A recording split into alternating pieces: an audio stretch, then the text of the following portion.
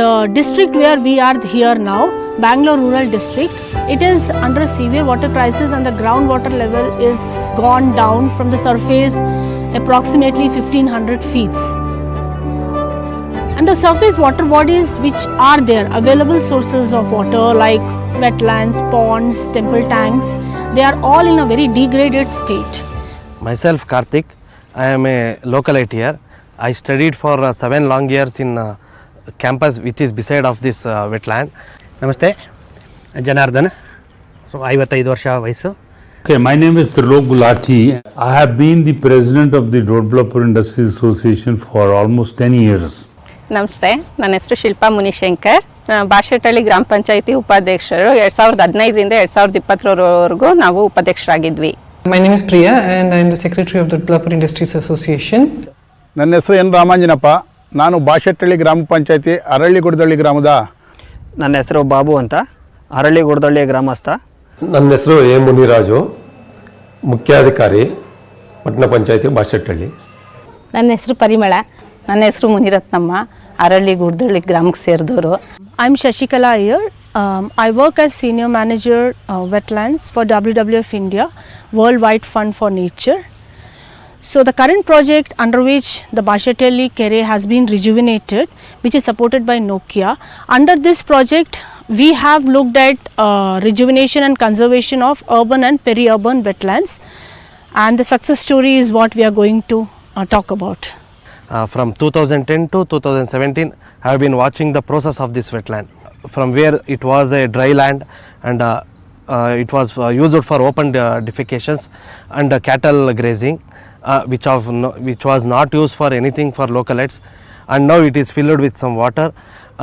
You can see how much water it has been filled, and from this last 11 years, from where I am seeing from 2010 to 2021, I got inspired from these works, and no wetland is waste. It can be rejuvenated and can be converted into land which is filled with water, and I hope it remains the same and forever. We are not immediately looking for benefit to the industry. We are more concerned with the environment and the sustainability of the area. Who benefits from the lake is not so important. So we will be very happy if some farmers are able to get water or some residents are able to get water from there. So there are the local community or the local villages around this wetland. Then there are industries association or the many industries here in the Bashetelli Apparel Park, and then we have the Gram Panchayat and the schools and the colleges. So it's like a full of different type of stakeholders. So we started talking to each of them to understand why this has come to this stage, it has become degraded to that level.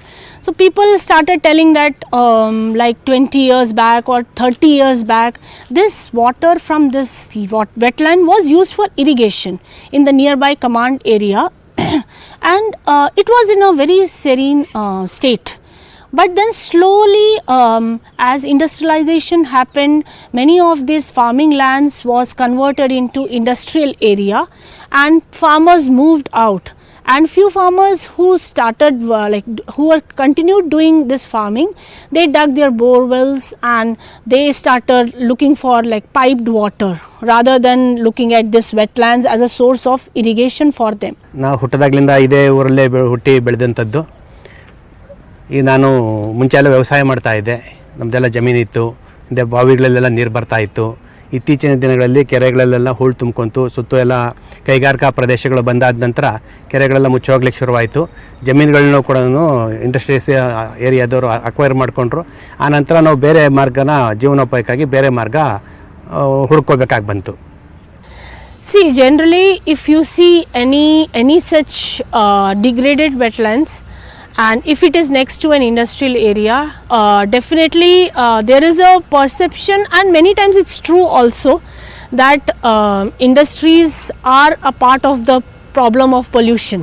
So they are many of the industries everywhere are sending their effluents, raw effluents into these wetlands. So they are a cause of pollution in many of these wetlands. But in this case we started with that notion only, that maybe because industrial area is next to this wetland, so they are the major culprit. But in Bashetelli and in Dodblapura town, this was not the case. They were not polluting the wetland, and they were actually cooperating and collaborating for saving the wetland. We didn't find anything major like pollution coming out from industries and effluents going into this wetland. So that was a biggest thing, and I really congratulate these industries for keeping that in mind, that environmental concerns, and not polluting the wetland next to them. And once they came on board, they definitely understood the importance of that you cannot survive like this. Like maybe next 10 years or 20 years there will be no water, then where they will buy the water, and how they are going to do manufacturing or whatever production they are doing it. I come from an industry which is water intensive, so we consume a lot of water to make the products that we make. And it has been a challenge for the 20 years that I have been working with industries to even get water to make products. So a lot of livelihood depends on the industry getting water. Everybody is aware that Dodblapur is an overexploited area in terms of groundwater. So there is absolutely no source of water supply for an industry to run its operations. So this is an opportunity to revive the groundwater. So that was the first obvious reason for an industry to be interested in the project. The second reason was it was an opportunity for the industry to give back to the community. So as industries, we all take a lot of resources from the community, and this was an opportunity for us to at least give back to the community some element of what we had taken over the several years that we have been operating. And the third was that it was a well-spent CSR program, because one is that you spend the money and you see the results live for yourself. So every day when we pass through, we see the impact of the money spent. Big industries have their funds for CSR activities, and small industries also, they want to do something. But sometimes these industries send like some money for plantation somewhere like 20 kilometers away from their area. So what we said was, when you have something which is next to you, so why don't you take up that? So which clicked. So that's how they came on board. Industrial ಏರಿಯಾದಲ್ಲಿ ನಮ್ಮ ಕೆರೆ ಇರೋದ್ರಿಂದ ಅದು ನೀರಿರಲಿಲ್ಲ. ಆಗ ನಮಗೆ ಏನು ಮಾಡಬೇಕು ಅಂತ ಪ್ಲಾನ್ ಇರಲಿಲ್ಲ ನಮಗೆ. ಆವಾಗ WWF ತಂಡದವರು ವೈಜ್ಞಾನಿಕವಾಗಿ ಬಂದು ಹೇಳಿದ್ರು, ಈ ಥರ ಐತೆ, ಈ ಥರ ಮಾಡಿಕೊಡ್ತೀವಿ, ಸಹಕಾರ ಕೊಟ್ಟರು, ಭರವಸೆ ಕೊಟ್ಟರು. ಆಗ ನಮಗೂ ಇದೆಲ್ಲ ಇದು ಮಾಡಿದ್ರೆ ಒಳ್ಳೆಯದಾಗುತ್ತೆ ಮತ್ತು ದನ ಕರುಗಳಿಗೆಲ್ಲ ಹೆಲ್ಪ್ ಆಗುತ್ತೆ ಅಂತ ನಾವು ಕೈ ಜೋಡಿಸಿದ್ವಿ. So when a rejuvenation plan was getting prepared for this wetland, because it didn't had any water, so we definitely had to do desilting. So we had then lot of scientific studies like contour mapping and bathymetric analysis for understanding the actual profile of this wetland. And then we divided this wetland so that everyone can get benefit from this wetland. So when you see this side, this is like a shallow area, not having a depth of more than 1 or 2 feet maximum. So this is for the shallow birds, shallow waders. So they will, like here you can see more of biodiversity, and you go a little further, you have an island. So we have created this island for the birds, for nesting and perching. Then you go a little further, you have a deepest portion where we have created it for water storage basically, and we have also created a walkway next to the island with the silt which is removed from this wetland, so that the local community can move around without getting into the wetland even if there is no water. So that's how it was planned. WWF team had a lot of data to look at, so that's what corporates want. They would like to see data in front of them to support what they are doing. And it was very scientific, so it was not like a standalone lake being developed.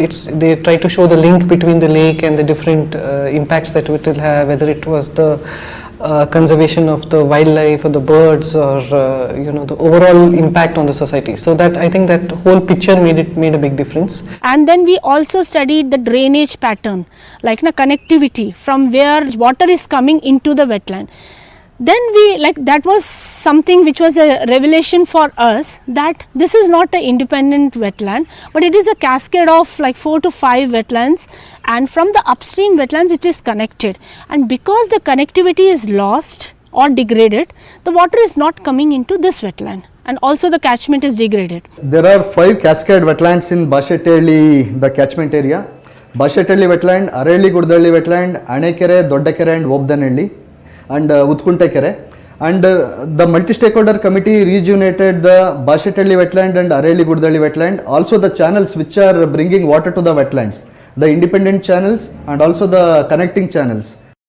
We revived that thing. And the catchment treatments are done, afforestation activities are done, and now all the water which falls in that 5 square kilometer area of in the catchment, everything will reaches one or other wetland and comes to Bashettihalli wetland. We made wetland mitras, who are the friends of the wetland, from the local community, and then we did capacity building for them. We trained them on wetland health assessment, and now they are doing it every month on their own. And we also told them like how to like conserve this and how to maintain these type of wetland, and they are so active now that anybody is throwing any like solid waste into the wetland or nearby in the periphery also, they will go and scold that person or they will complain to the panchayat. So they have become very aware. In the same way, we also targeted the kids, the children. So through Water School program, which is a program of WWF India, it runs like nationally, and in Karnataka also we took few government schools. There we taught them about water, importance of water and water bodies, how they can conserve these wetlands and why these water bodies are so important for their sustenance, and how to reduce their water footprint in their day-to-day life. Students are playing this snake and ladder game. It's not just a snake and ladder. By playing this, they will learn the water usage and how they are wasting the water and how they can conserve the water, all those things. People who are conserving the water will get the ladders and they will win the game fast. And people, the snake bite represents the water wastage or solid waste disposal, all those things. So those are not eco-friendly practices. They will get the snake bites. 30 shows one more snake bite. That shows that using of plastic water bottles. When we are traveling, we should carry our own water bottles. If you buy 1 liter of water bottle, there is 16 liters of cost behind that water bottle. Plastic waste will also come to the earth. So it's better to carry our own water bottles while traveling. This is the message there.